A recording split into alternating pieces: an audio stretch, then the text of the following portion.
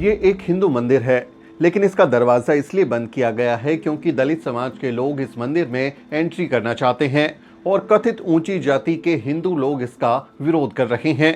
तमिलनाडु के वेलुपुरम जिले के मिलपति गांव में तनाव को देखते हुए जिला प्रशासन ने 7 जून को गांव के धर्मराजा द्रौपदी अम्मन मंदिर को सील कर दिया। गांव के इस मंदिर में दलितों की एंट्री बैन है, लेकिन 7 अप्रैल को 21 साल का कथिरवन मंदिर की दहलीज लांघकर अंदर चला गया था। बस इस एक घटना ने गांव में हड़कंप मचा दिया। द प्रिंट की रिपोर्ट के मुताबिक वनियार जाति के लोगों ने कथिरवन और उसके 2 साथियों को बुरी तरह पीटा क्योंकि उन्होंने सदियों से चली आ रही जातिवादी प्रथा को तोड़ दिया था। मेलपति गांव के धर्मराजा द्रौपदी अम्मन मंदिर में दलितों को अंदर जाने की इजाजत नहीं है। उन्हें सिर्फ एक खास दिन मंदिर में पूजा करने का अधिकार है, लेकिन वो भी उन्हें सीढ़ियों के बाहर खड़े होकर करना पड़ता है। वो मंदिर के अंदर दाखिल नहीं हो सकते। वनिया जाति के हिंदू इस मंदिर की देखरेख करते हैं। उन्होंने ये नियम बना रखा है और वो कहते हैं कि दलितों को मंदिर में आने की इजाजत नहीं दे सकते। इस मंदिर में दलितों की एंट्री और फिर उनकी पिटाई के बाद वहां के दलितों में भी गुस्सा आ गया। दलित संगठनों ने इस घटना के बाद धरने दिए, प्रदर्शन किया, सड़क जाम कर दी और माहौल बिगड़ता देख तमिलनाडु सरकार ने मंदिर के दरवाजे सील कर दिए। पेरियार की शक्तिशाली और परिवर्तनकारी सामाजिक न्याय आंदोलन की जमीन रहे तमिलनाडु में उनके जाने के करीब कहें कि कई दशकों के बाद भी इस तरह की छुआछूत का सामने आना हैरान करने वाला है। ऐतिहासिक वैकोम मंदिर परिवेश आंदोलन के 100 साल जो हैं पूरे होने वाले हैं। इस साल 100वां साल है और इसमें भी आप देखें मंदिर में एंट्री के लिए दलितों को आंदोलन करना पड़ रहा है। 1947 का तमिलनाडु मंदिर प्रवेश प्राधिकरण अधिनियम सभी हिंदू जातियों और वर्गों को हिंदू मंदिरों में प्रवेश करने और पूजा करने की अनुमति देता है। कानून उनको अनुमति देता है, लेकिन लगभग 5 दशकों तक तमिलनाडु में द्रविड़ विचारधारा को मानने वाली पार्टियों ने राज किया, जिनमें डीएमके और एआईएडीएमके की राजनीति ब्राह्मणवाद बनाम द्रविड़वाद की रही है। लेकिन फिर भी पिछले 5-6 महीने में हम देखें तमिलनाडु में कम से कम 4 ऐसे मामले सामने जरूर आए हैं जहां अनुसूचित जाति के सदस्यों को हिंदू मंदिरों में प्रवेश से वंचित कर दिया गया या उन्हें जबरदस्ती प्रवेश करना पड़ा।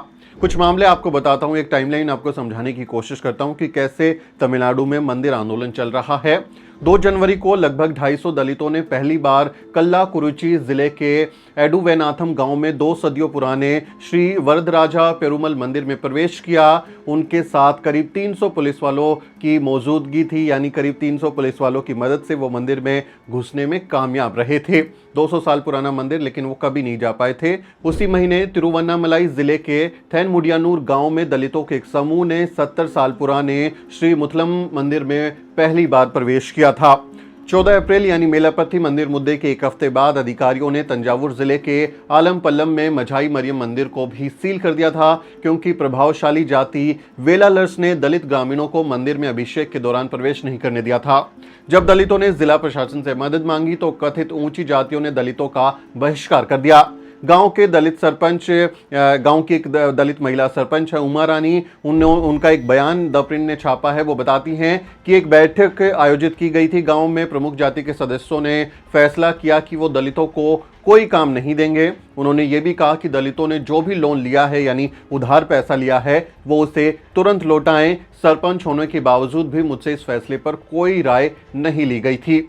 तमिलनाडु में भेदभाव की ऐसी घटनाएं आम हैं और अक्सर वो रिपोर्ट नहीं होती, क्योंकि उसकी रिपोर्टिंग मीडिया में भी उस तरह से देखने को नहीं मिलती।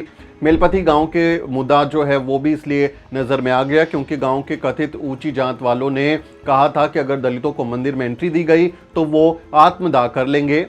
इस घटना के बाद जो है कुछ रिपोर्टिंग हुई, प्रदर्शन हुए, जिसके बाद ये राष्ट्रीय सुर्खियों में आ गया। पता चला लोगों को कि ऐसा कुछ हुआ है, लेकिन कई मामले सामने नहीं आ पाते। लेकिन आप एक दोगलापन यहाँ पर देख सकते हैं। एक दोगलापन मैं आपको जरूर यहाँ दिखाना चाहूंगा लोगों का कि ये जो लोग जो दलितों की एंट्री का विरोध कर रहे हैं वो दलितों की ओर से दिए गए दान को खुशी खुशी स्वीकार कर लेते हैं। जब वो डोनेट करते हैं, पैसा संपत्ति जेवर देते हैं, तो वो उसको ले लेते हैं, लेकिन एंट्री नहीं देते। द प्रिंट ने ही वरलक्ष्मी के हवाले से छापा है कि हम दलितों ने 1 लाख रुपए चंदा इकट्ठा किया और मंदिर में दान किया, लेकिन हमें देवता के पास जाने तक की अनुमति नहीं दी। यानी जब पैसे लेने का वक्त आता है तो तब जात पात आड़े नहीं आती, लेकिन मंदिर में घुसने को लेकर जातिवादी मानसिकता के लोगों की भावनाएं जो हैं वो आहत हो जाती हैं, वो दलितों पर हमला कर देते हैं। भारत में मंदिरों में एंट्री को लेकर दलितों के आंदोलन का इतिहास काफी पुराना है। वाईकोम मंदिर आंदोलन हुआ, उसका 100 सालवा अभी चल रहा है कि 100वें साल में भी ऐसी घटना हुई है। सदियों से हिंदू मंदिरों में दलितों को अछूत कहकर प्रवेश से रोका जाता रहा है। आज भी कई मंदिरों के बाहर लिखा होता है कि शूद्र और जो अछूत जातियां हैं उनको एंट्री नहीं मिलेगी। भारतीय संविधान के रचयिता बाबा साहेब डॉक्टर अंबेडकर को भी 2 मार्च 1930 को कालाराम मंदिर में एंट्री के लिए आंदोलन करना पड़ा था। इस ऐतिहासिक आंदोलन को भी 100 साल होने वाले हैं, लेकिन इन बीते 100 सालों में क्या बदला है उसका अंदाजा आप खुद ही लगा सकते हैं।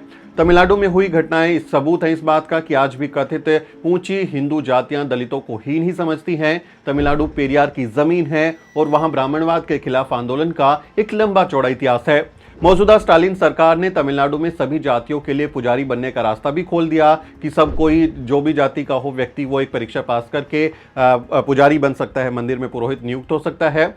लेकिन जो कथित ऊंची जाति हैं उन्होंने इसका विरोध किया है, कोर्ट में मामला चला गया है। और बीते दिनों जब एक मंदिर में दलित महिला की एंट्री रोक दी गई थी, उसको नहीं जाने दिया गया था, तो तमिलनाडु सरकार के मंत्री खुद उस महिला के साथ मंदिर में दाखिल हुए थे। लेकिन ऐसे प्रयासों के बावजूद भी ब्राह्मणवादी अपनी हरकतों से बाज नहीं आ रहे। ऐसे में जरूरत है कि तमिलनाडु सरकार छुआछूत और जातिवाद से निपटने के लिए और अधिक सख्त कदम उठाए। उसको और ज्यादा सख्त होना पड़ेगा। जो लोग इस तरह का भेदभाव करते हैं उन्हें गिरफ्तार किया जाए, उनकी संपत्ति को जब्त किया जाए और उन्हें जेल में डाल देना चाहिए।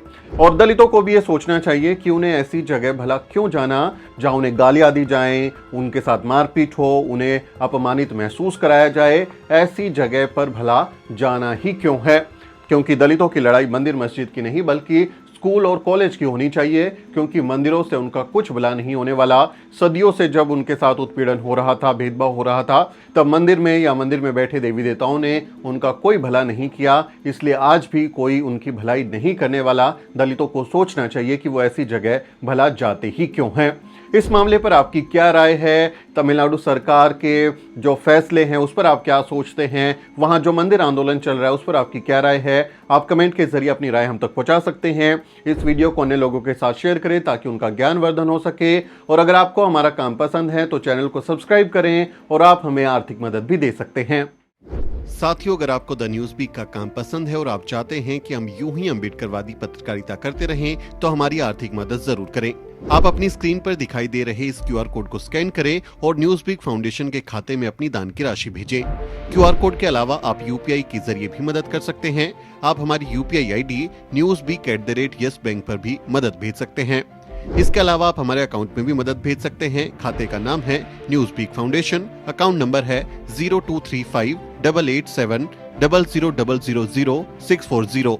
IFSC कोड है YESB000235। बैंक का नाम यस बैंक है और ब्रांच है नेहरू पैलेस दिल्ली।